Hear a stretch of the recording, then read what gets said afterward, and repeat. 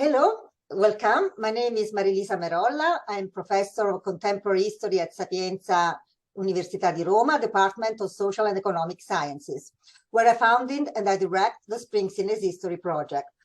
The Springsteen History Project is an original educational program in contemporary history promoted by the Music Making History Research Unit in Rome, Italy, at Sapienza, of course, and the New School in New York City. The Springsteen History Project aims to work out intricate contemporary historical issues through Springsteen rock and roll music in a transnational perspective. The Springsteen as History Project moves from two separate perspectives. One inspired by the psychological interpretation of the effects of the blues of contemporary society, and another one anchored to the current debate among historians about music and international relations. The Springsteen History Research Project used these two separate categories to investigate the role played by Bruce Springsteen as a complex American sound ambassador, of course, a born in the USA ambassador outside the US. Recently, historians have been charged to use sound as an historical source, particularly in studying public diplomacy. New research emphasizes how, since the 20th century, in the political context of the Cold War, the diplomatic and military use of the blues, jazz, soul, and rock and roll became a strategic instrument, a kind of sonic weapon in the US public diplomacy. Of course, it was a very particular weapon, a double-edged weapon that also spread the dark side of the American way of life, expressed by the explosion of rock and roll music.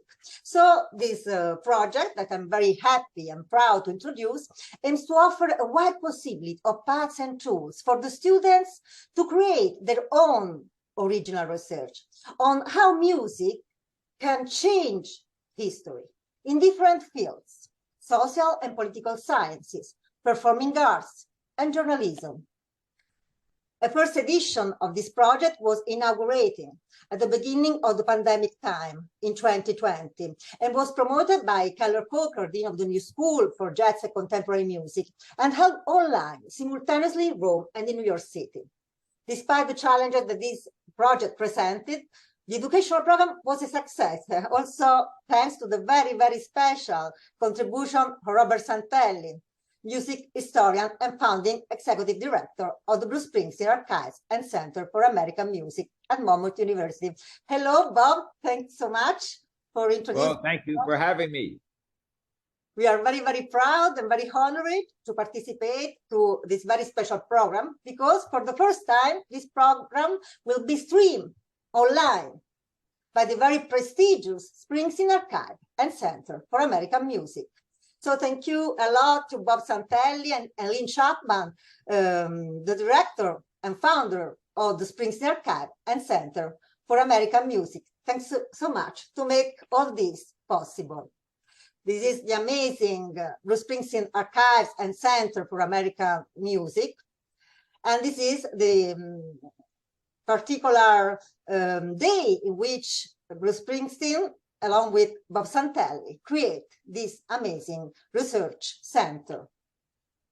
And this is one of the many classes I had the honor to introduce at Sapienza University of Rome, along with Bob Santelli, which I'm particularly thankful to. So this new edition of the Springsteen History Project presents 7 legendary performances. They can be a show, a TV show, a concert, a documentary, as well as a mythological venue, which were crucial in Springsteen biography. These 7 legendary performances will be associated to some historical issues that I'm going to introduce in order to create a sort of mythological tour. I will work with an amazing team and class of students of Sapienza University of Rome and of the New School in New York City. Hello, Martina, Alessio, Jack, John, Milena, Betty. Together we are going to create today and in the following episode some original research using material taken by the Springsteen Archive and Center for American Music at Monmouth University. Again, we are very, very grateful, particularly to Lynn Chapman and their incredible team of students at Monmouth University for the precious work. So I think that now it's really time for us to start.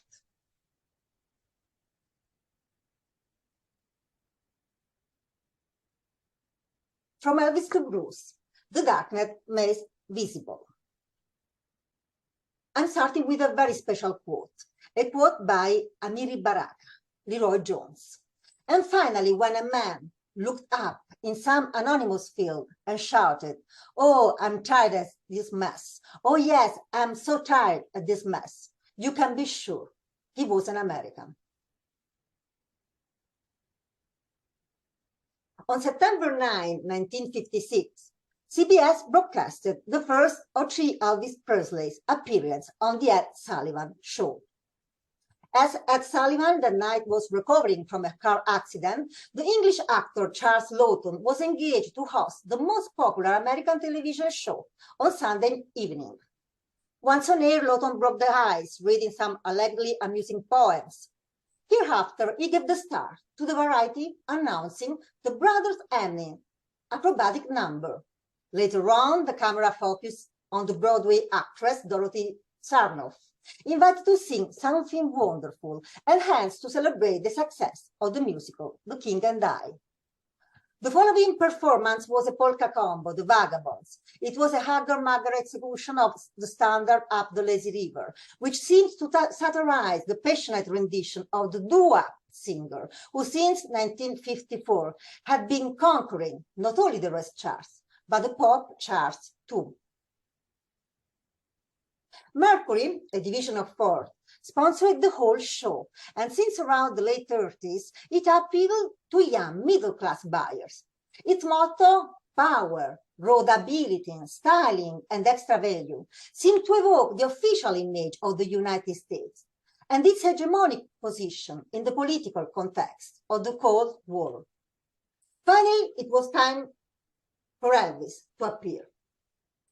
Before anyone had heard his voice, the slow walk and the intense moves of his body, emerging from the dim lights of the studio, marked a dramatic discontinuity with the present.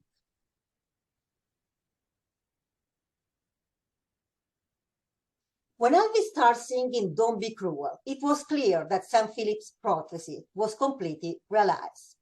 The black sound and the black feel had won over the American white public, and not only on television. And this is a very famous Sam Phillips quote.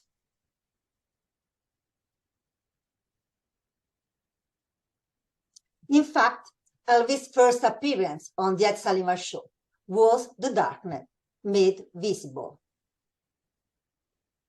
After Elvis' performance, the next act, a tap dancing duet, seemed to belong to a very distant past. As Springsteen wrote in his biography, Elvis' first appearance on the Ed Sullivan Show was The Big Bang.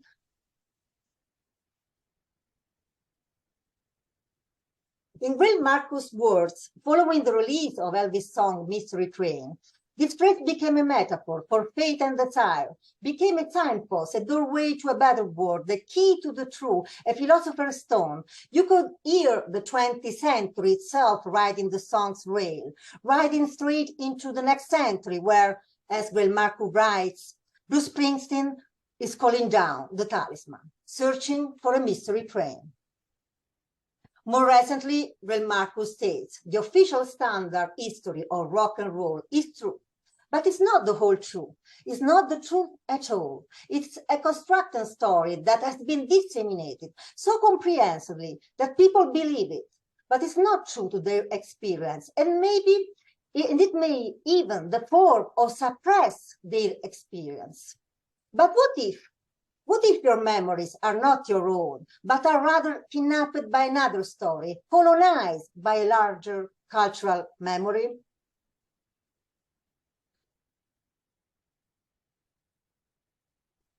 Referring to the diffusion of the blues and its role played in the United States from a psychoanalytical perspective, Stephen Dix writes, there are two stories of America. One is conscious and economic. The other one is unconscious and alchemical.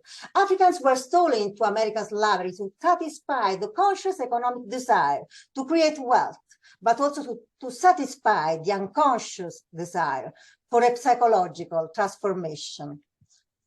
This is the amazing Stephen Dick's essay, Alchemy of the Blues. From an interdisciplinary viewpoint, scholar William Benson suggests that European American racism has used African American as a screen on which to project repressed emotion, particularly sex and aggression. One aspect of this projection is that whites are attracted to Black music as a means of expressing aspects of themselves they cannot adequately express through music from European roots. He also adds, white American has had some success in using Black American expressive forms to cure its affective ills. In his book, Deep Blues, psychoanalyst Mark Wimber points out in much detail the archetypal value of the blues as a specific music form which is therapeutic to the listener, the musician, and the collective culture too. Ultimately, the blues has an innate healing potential. It is a form of therapy which incorporates elements of humor, alchemical imagination, personification, and narrative impulse. According to blues historian that we have the pleasure to have here, Bob Santelli, a blues masterpiece must reflect beauty and truth. Sometimes beauty is raw or simple. Sometimes truth is painful.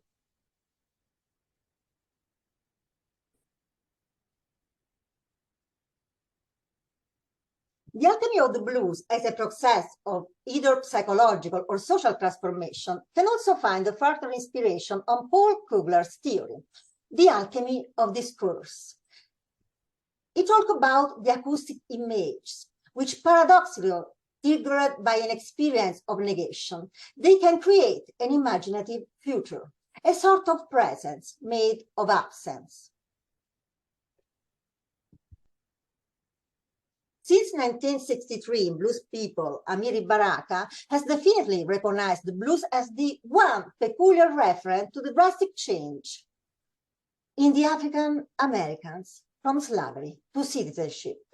He also points out how the reaction and the subsequent relation of the African Americans' experience in this country, in its English, is one beginning of the African Americans' conscious appearance on the American scene. In its paradoxical quality of slave citizen music, the blues evoke the presence of citizenship, despite its absence. From there, the blues became the music, which transformed the whole American culture, and not only.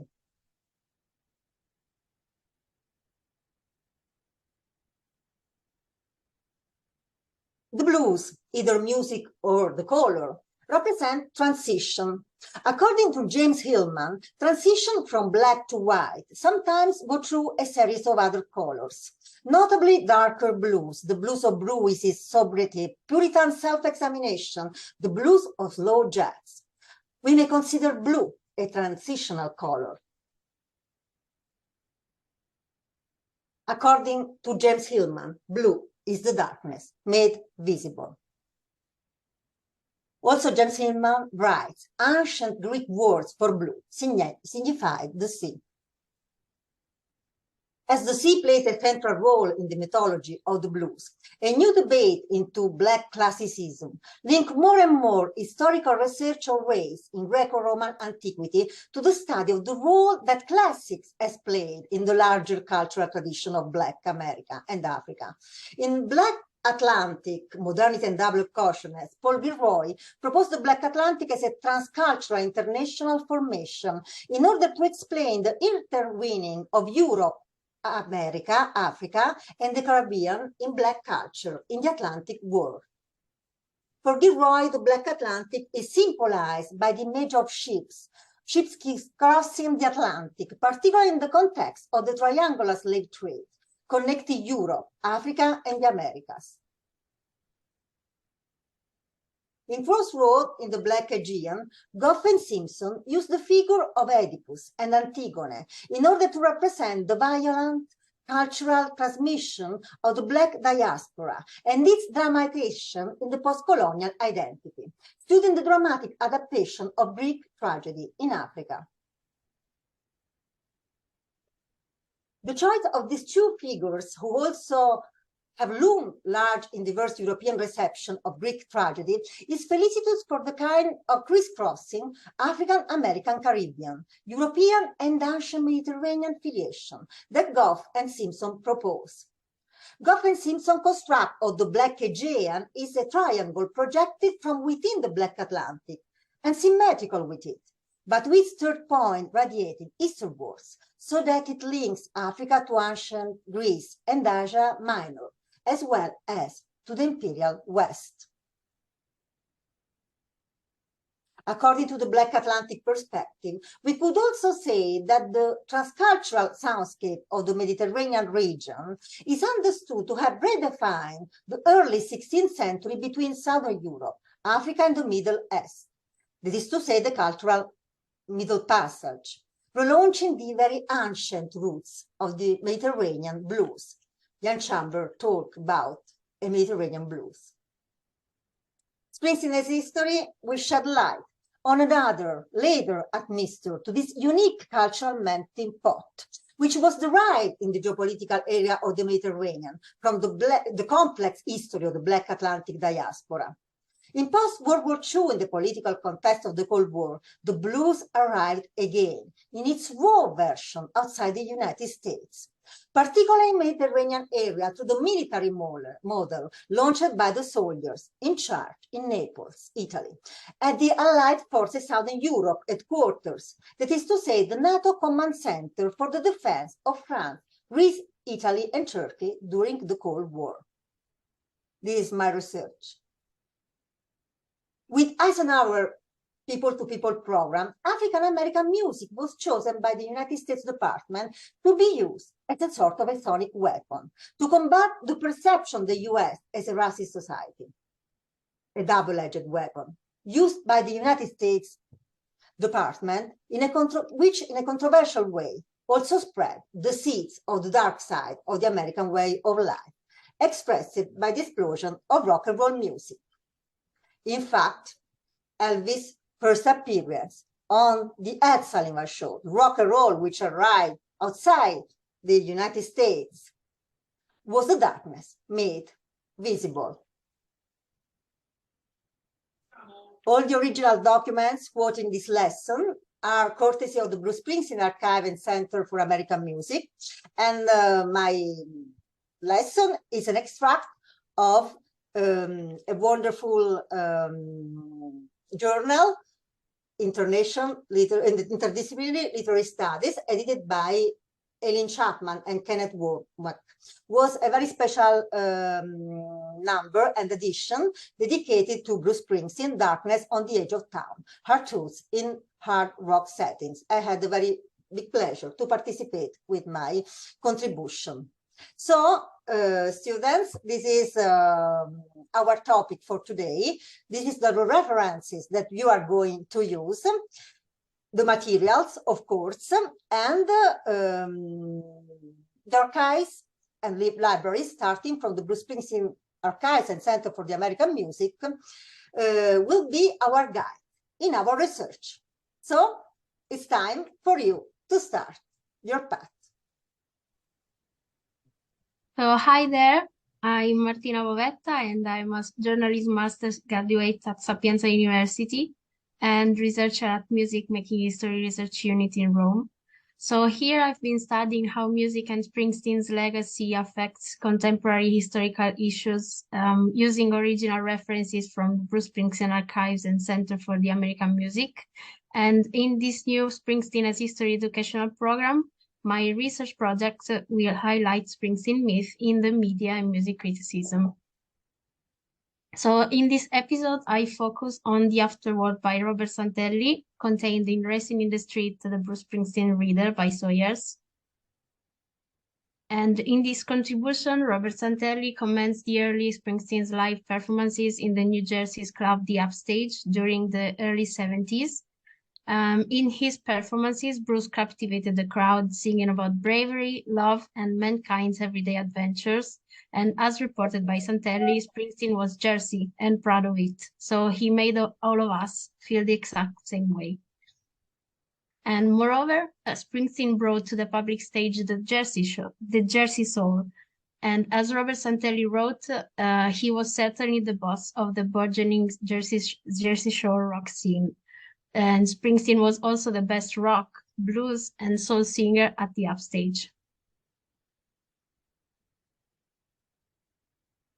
So even though the Upstage eventually closed its doors for good, Springsteen didn't want to give up on the blues, and it was time for the E Street Band to play the soul at Asbury Park. Hence, Santelli writes that rather than leave Jersey after getting his Columbia record contract and relocate to New York, which is what everyone expected him to do, Springsteen went back to Asbury Park and formed the E Street Band with Upstage friends, of course, and a black saxophonist called Clarence Clemons, who had been playing shore clubs and in soul bands. So finally, Robert Santelli stated that Springsteen found lyrical currency and musical inspiration in the street and boardwalk subcultures that thrived in Asbury Park and other Jersey Shore towns, and taught all of us that the Jersey Shore things about ourselves we never knew. So with his just released 21st studio album, Only the Strong Survive, covering R&B and soul songs like Do I Love You Indeed I Do by Frank Wilson, Springsteen's music will continue to speak to next generations by telling stories and singing about the struggles that shape our souls indeed. Thank you. Thank you very much, Martina. We have here Bob Santelli that, of course, maybe want to add something to your contribution, or some important suggestion for your research. Well, I thought it was very good, and I'm honored that you used me as one of your main resources. I would say that when discussing the Upstage, many people hear about the Upstage. It was a legendary club, not just in Bruce Springsteen history, but also Jersey Shore history. And one of the most interesting things about the club, many people think Bruce Springsteen, rock and roll, it must have been a rock and roll club. And in many ways, the Upstage was like a jazz club. And the reason why I say that is because, as Professor Merola has pointed out, the blues played a major role in what happened at the Upstage. And the reason why the blues played a major role was because musically, it was a very easy music form to adapt to.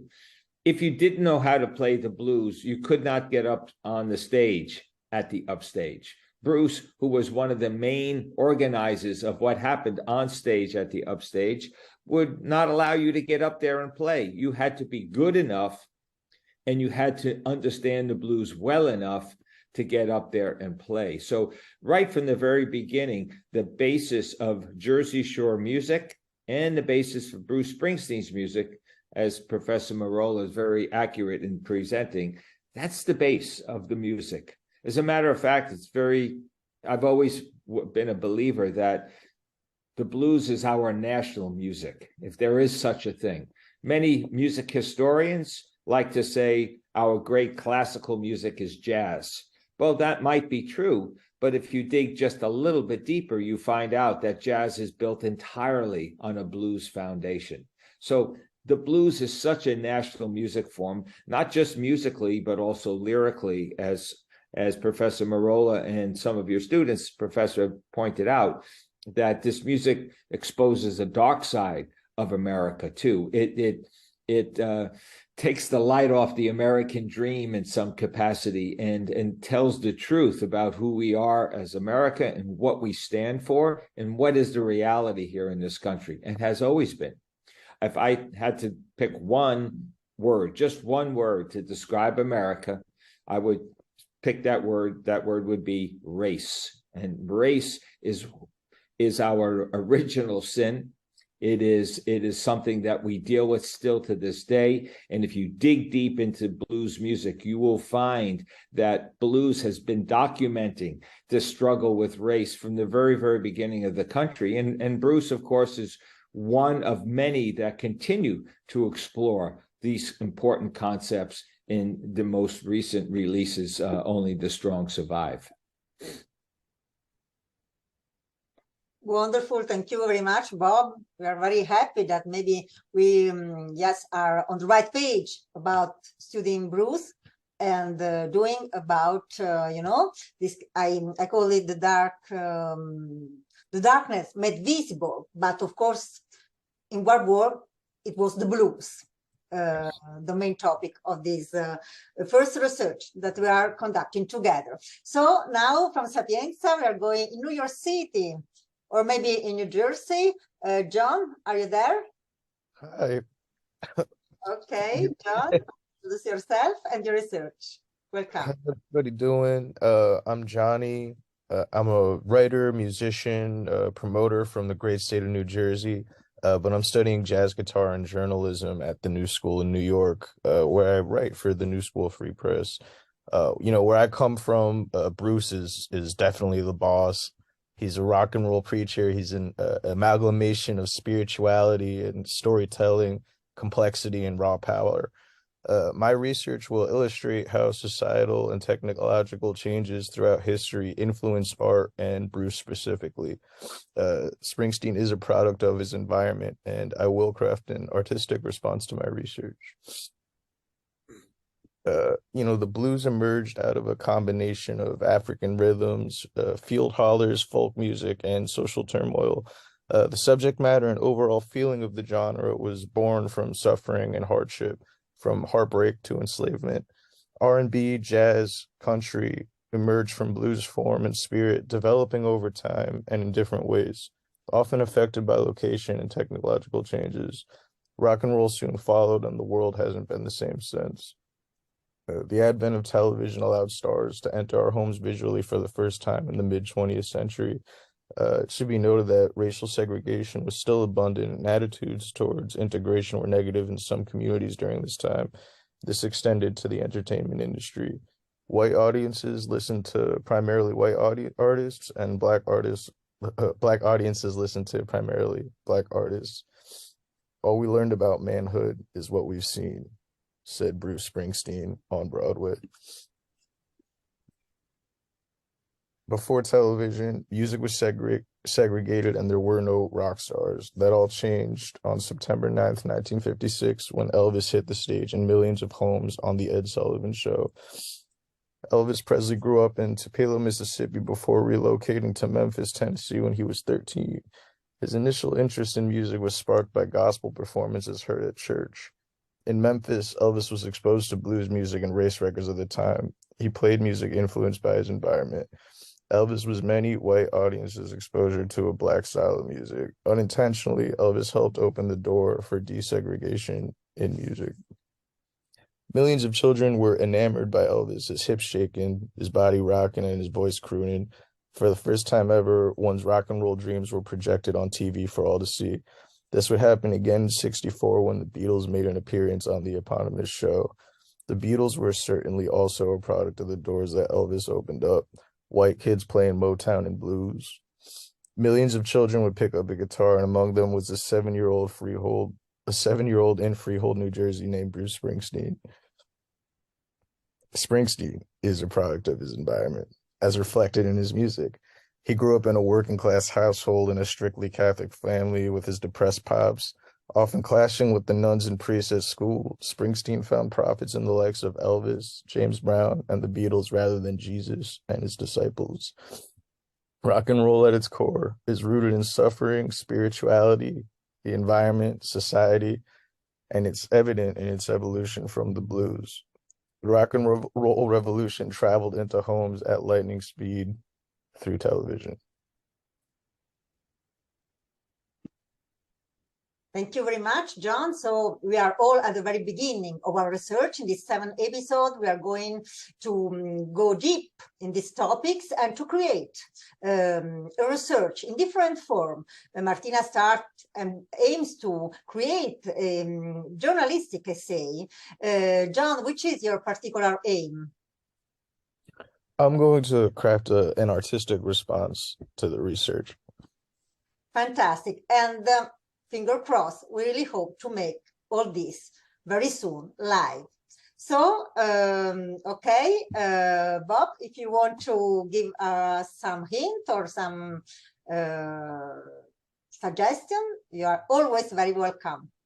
Okay. Well, I think the start of this research is really interesting because what you do is you bring to the forefront here one single person, Bruce Springsteen, that sums up so much of what rock and roll is all about. You mentioned that at its core, the music is rooted in suffering, spirituality, environment, society, all evident by the evolution of the blues or from the blues. And that's so true.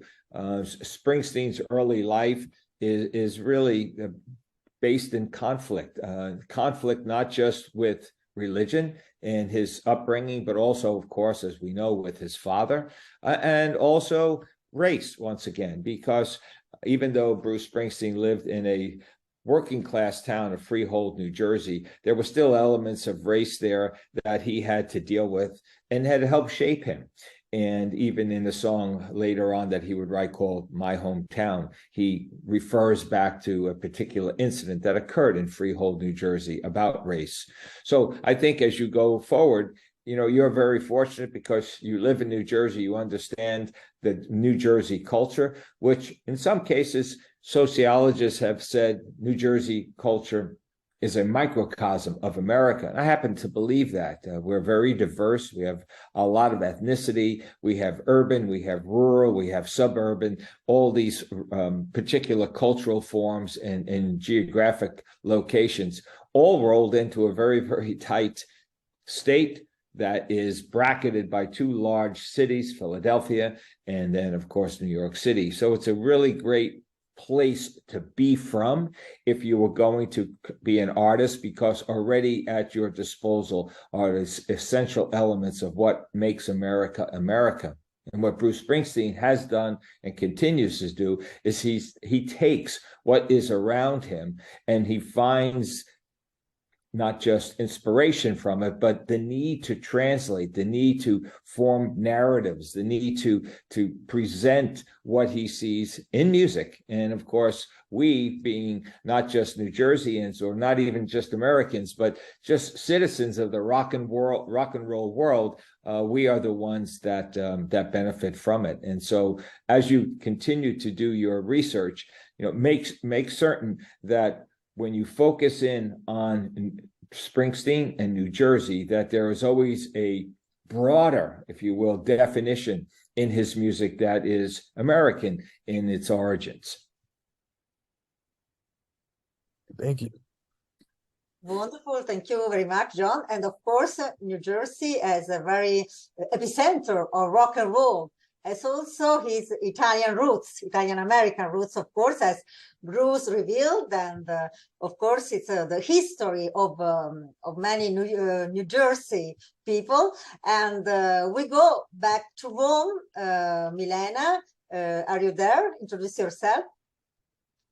Hi, my name is Milena Spinetti, and I am a researcher of the Music Making History Research Unit at the Department of Social and Economic Sciences at Sapienza University of Rome, where I'm currently achieving my bachelor degree in sociology. I have been inspired by Elvis Presley since I was a young girl who was attending her classical studies at the high school in Albano Laziale, and I really love Elvis and his music.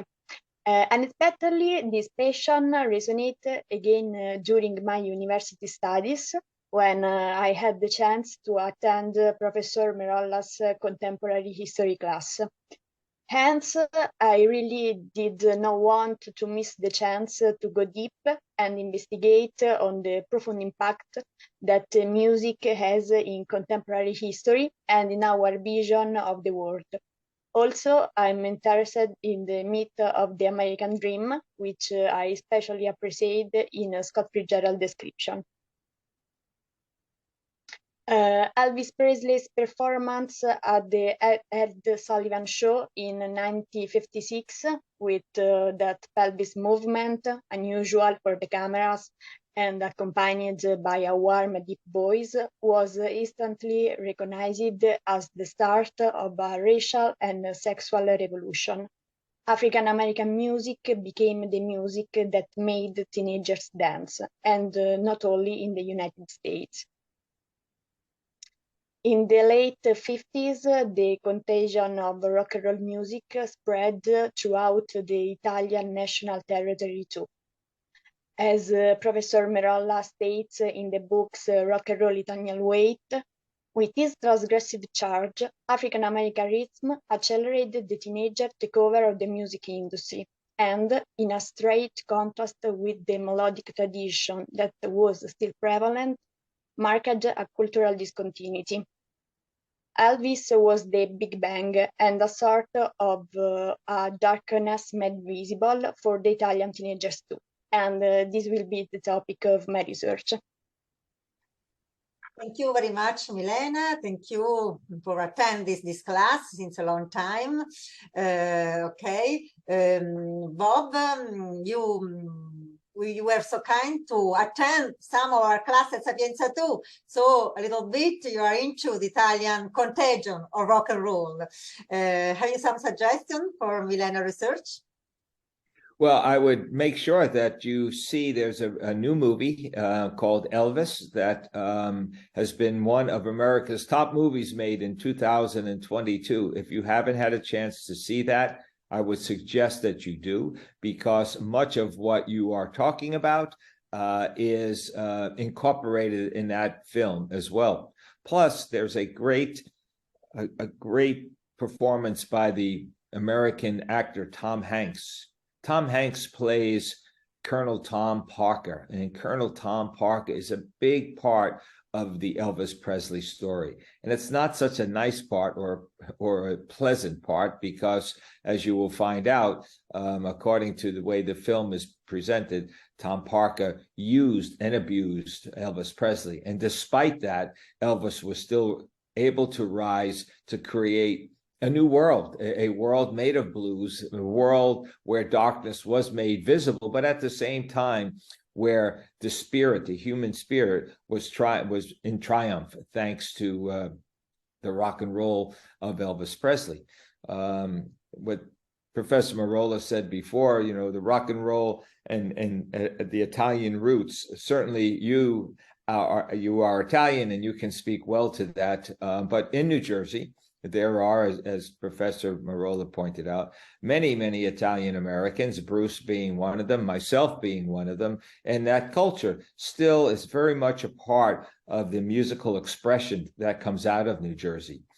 Even though his last name isn't Italian, but Steve Van Zandt is 100% Italian American, and a lot of what he presents to Bruce and contributes to the E Street Band has an Italian American basis and foundation. So there's a lot to discuss there. Elvis being the person who kind of represents it all. But in addition to that, you know, Elvis was more than a half century ago, and today there are other artists to look at in addition to Bruce even. And I would look into hip hop as well, because hip hop continues to expose that darkness that blues eventually brought light to. A lot of hip hop artists of the last 20 or 30 years have taken up that mantle, and do not exclude hip hop in your research, simply because in many people's minds, including myself, hip hop is another form of rock and roll. All right, just like soul primarily Black music form of the 1960s gets absorbed by rock and roll. Hip hop has done that as well. And it's something that should not be dismissed as in your research. Thank you. You're welcome. Thank you very much, Bob. So we have the last contribution for this episode. We have Betty. Betty, are you there? Hi, everyone. My name is Betty Locolle, and I'm a researcher of the Music Making History Research Unit at the Department of Social and Economic Sciences at Sapienza, University of Rome, where I'm currently achieving my bachelor degree in sociology. My Springsteen History project aims to create an original research on how music makes history in social and in political sciences. My goal is to make it live in performing arts. In fact, I will be inspired by Professor Merolla's 7 episodes and focus on the contemporary historical issues offered in each of them, as well as Springsteen rock and roll music in a transnational perspective.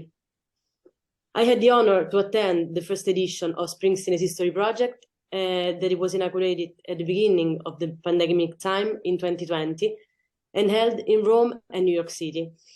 On that occasion, I presented my musical project along with my colleague and student of the new school, Jordan. That was really exciting, and I can't wait to make it live, maybe in Rome, like in New York City.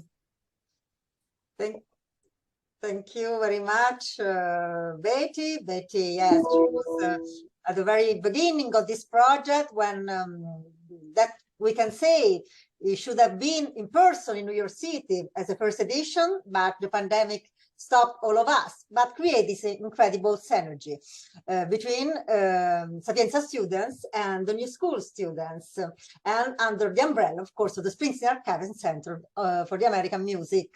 So, Bob, I know that you already know Betty and her project, musical project. She really wants to make it live, as all of us. What you can say about? Well, I hope she can as well. Let's hope that COVID is behind us and the opportunity to meet in person will be real. I can only say that as we begin to broaden this really exciting project, the hope is that you can make connections to Monmouth University students, as well as students at other New Jersey universities. There are other schools in New Jersey in particular that study Bruce Springsteen. Princeton University and Rutgers University, 2 very fine universities. So it would be great to use the work that all of you are doing now as a jumping off point to connect with other institutions. There are lots of young people like yourself doing some really interesting research. And the point is, as the baby boom generation begins to fade and go to the sidelines, it's the millennials in your generation that will help continue to reinterpret history, to look back and to see how things from the past can make the present and even the future more relevant. And of course, you're doing that through music, which is great. You're doing that in particular through Springsteen and the blues, which is even better. And we here at the Bruce Springsteen Archives and Center for American Music offer to you all of our resources and help in any way that we can. So thank you very much, Bob. Thank you very much for this opportunity to be streamed on the very prestigious Springsteen Archives and Center for American Music website. We can wait to go on with our research. And of course, yes, to create something together in person, in Rome, in New York, and of course, in New Jersey, maybe Asbury Park. Okay, thank you so much, students. Thank you, Alessio, Martina, Alessandro, Betty, Jack, John. This is just a sample of the amazing students who are working with me. And of course, we cannot wait to meet up with the Monmouth students, of course, the other students who are connected thanks to the Springsteen Archives, to this incredible network. Thank you again, and see you on the following episode. Thank you again. Grazie. Grazie a tutti.